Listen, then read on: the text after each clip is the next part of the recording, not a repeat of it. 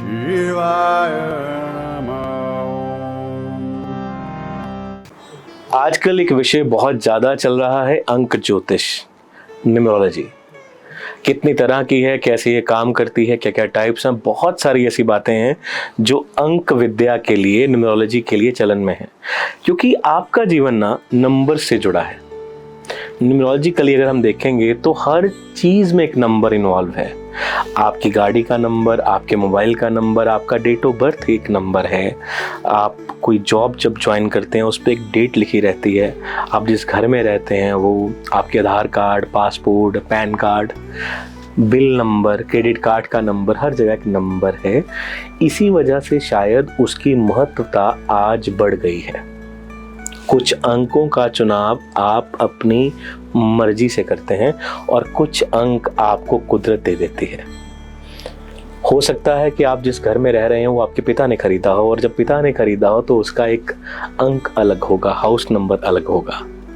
आपका date of birth का चुनाव आप नहीं करते हैं, वो नियति, नेचर आपको उस डेट पे इस पृथ्वी पे भेज देती है। ऐसे ही आपके पैन कार्ड का नंबर आप चुन नहीं सकते, पासपोर्ट का नंबर आप चुन नहीं सकते, क्योंकि कुछ चीजें नेचर आपके हाथ में थमा देती है उस गूढ़ रहस्य को समझने के लिए, जिससे आपका जीवन सफल हो सके, जिससे आपका जीवन सत्य की ओर बढ़ सके।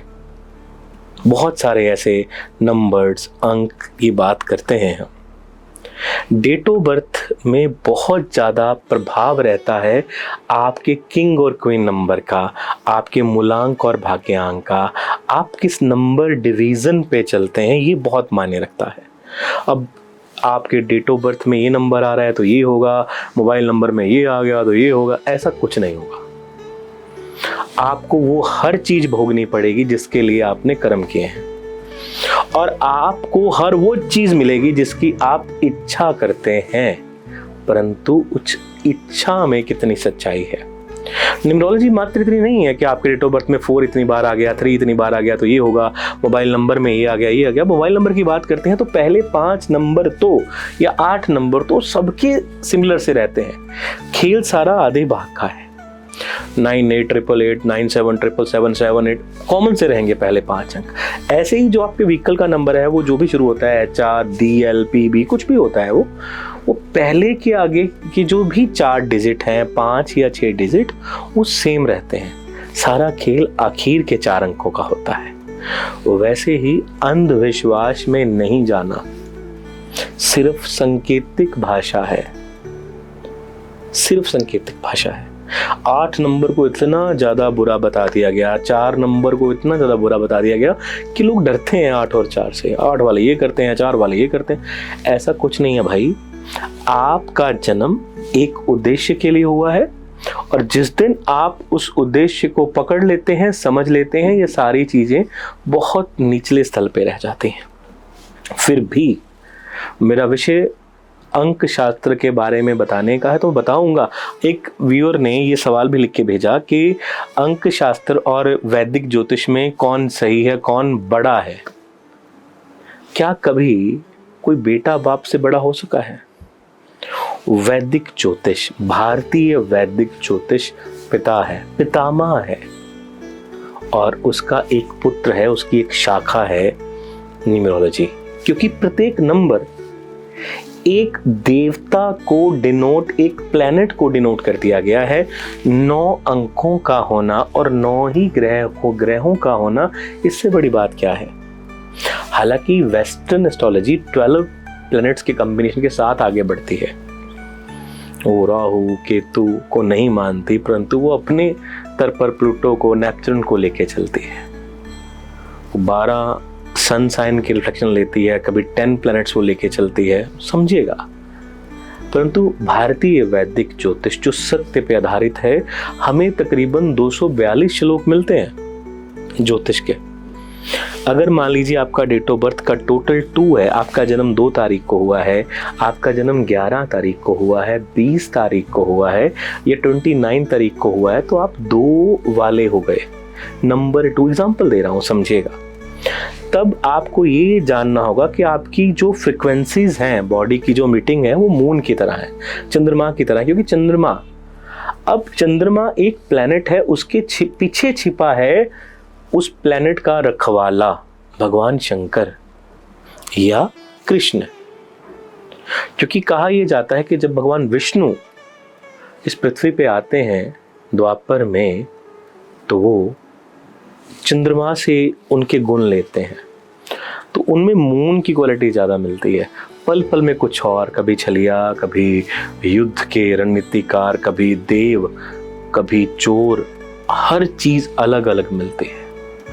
वैसे ही अगर आप किसी 2 वाले बंदे को देखेंगे, बहुत ज़्यादा इमोशनल होगा, उसमें माँ का मत बहुत होगा, वो थोड़ा सा हर चीज़ों को प्रैक्टिकल ना होकर के इमोशनल सोचेगा, बहाव की तरह उसकी विचारधारा होगी, एक चीज पे टिक के नहीं रहेगा, बार बार अपने विचार बदलता रहेगा। और भी बहुत सारी बातें होती हैं जो उसमें, जो भी क्वालिटीज नंबर 2 मून और भगवान शंकर की है कि माफ कर दिया तो पूरे का पूरा राज्य चुराने पे भी माफ कर दिया, अगर बदला लिया तो सुई चुराने पे भी बदला ले लिया। तो वैसे ही ये धारणा होती है। तो आज मैं आपको बताना चाहता हूं कौन से नंबर के कौन से देव हैं। राशियों के देवों की हमने बात कर ली है, फला नंबर की फला राशि है, बहुत सारी बात कर चुके हैं। अगर आपकी डेट ऑफ बर्थ, जो डेट है, पूरा डेट ऑफ बर्थ नहीं, मान लीजिए 6 सितंबर 1988 को आपका जन्म हुआ है, तो उसको टोटल मत कीजिएगा, सिर्फ 6 को मान के चलिएगा। अगर 24 है तब भी 6 है, अगर 15 है तब भी 6 है, 6 तो 6 है ही। तब आपका जो लॉर्ड बना, जिसकी आप पूजा कर सकते हैं, जिसके आप शरणागत हो सकते हैं, वो माँ वैभव लक्ष्मी है। तो आज मैं आपको बताऊंगा कि कौन से नंबर वाले किस देवी या देवता से प्रार्थना उपासना करें, किस नंबर का कौन सा ईष्ट बनता है। नंबर 1 के ईष्ट हैं भगवान राम, विष्णु या सूर्य नारायण भगवान। नंबर 2 के ईष्ट हैं भगवान शंकर। नंबर 3 के ईष्ट हैं ब्रह्मा जी, विष्णु जी या आपके अपने गुरु। नंबर 4 के जो ईष्ट हैं वो भैरव जी हैं।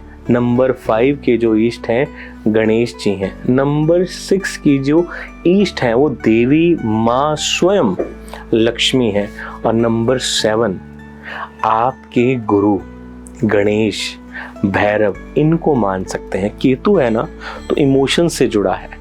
नंबर 8 शनिदेव या भैरव जी।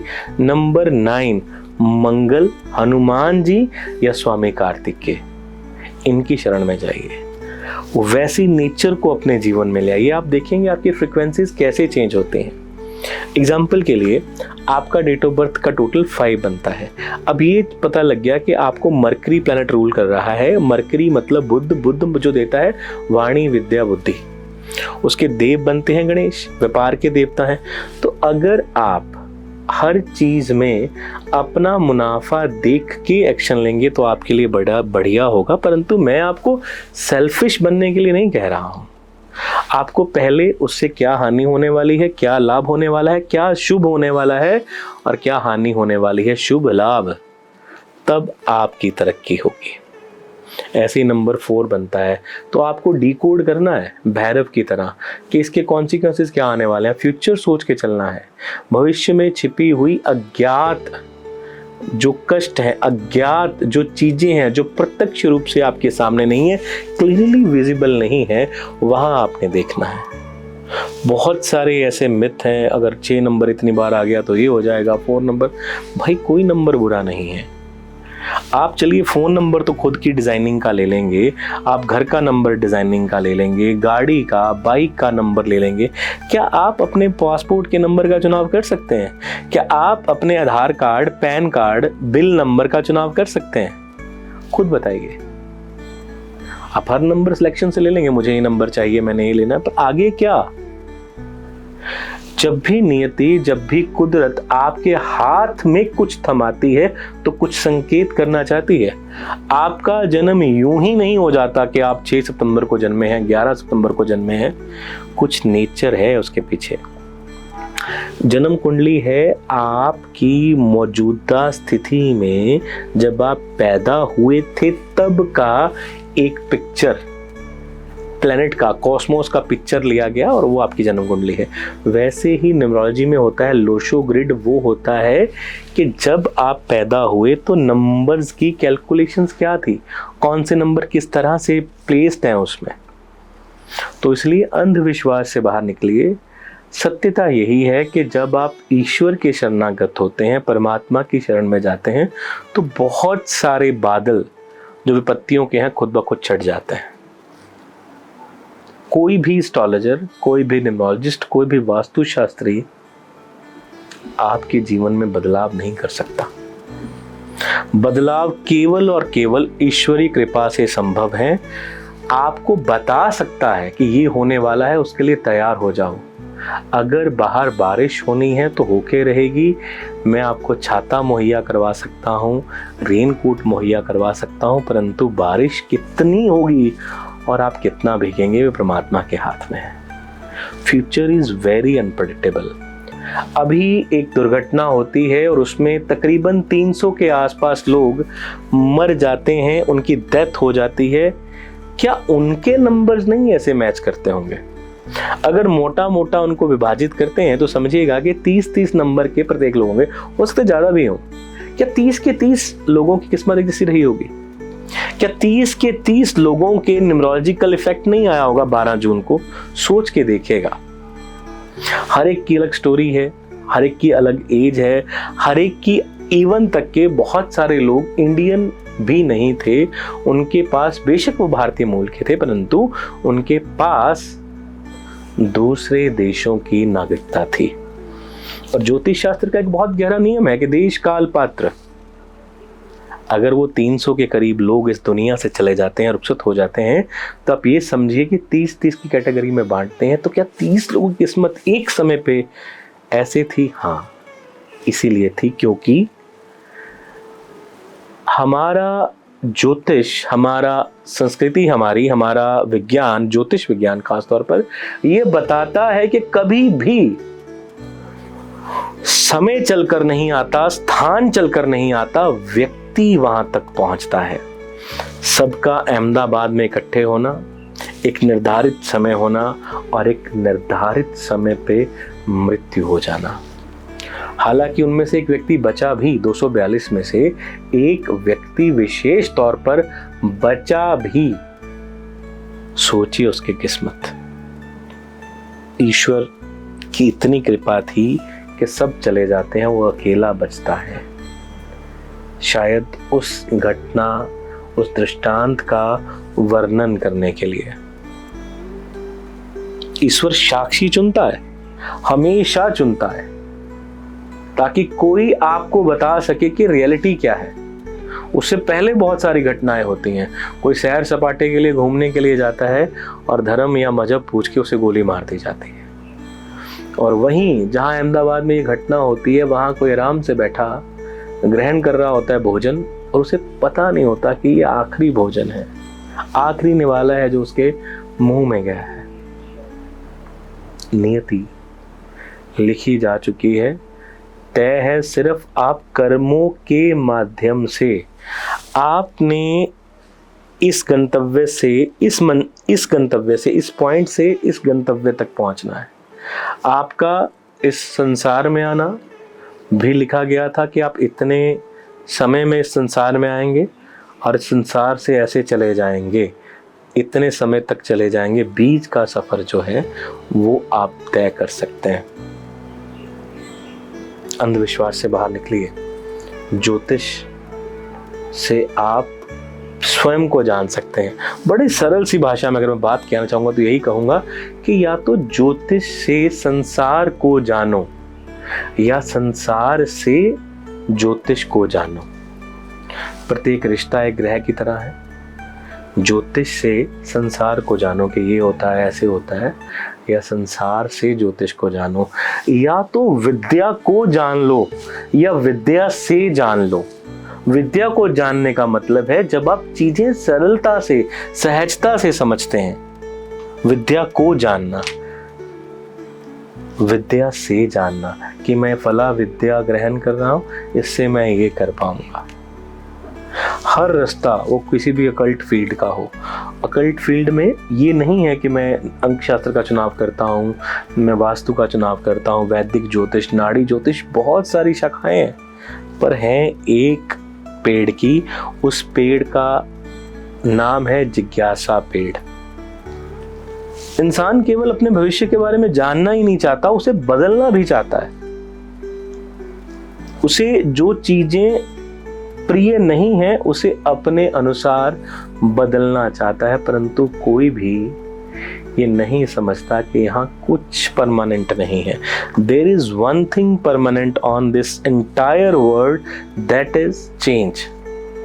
बदलाव होगा ही होगा, और यही नियति का नियम है। अंक शास्त्र आपको अवेयर कर सकता है, आपको बता सकता है, बदलाव आपके कर्म ही करेंगे। धन्यवाद। शिवाय।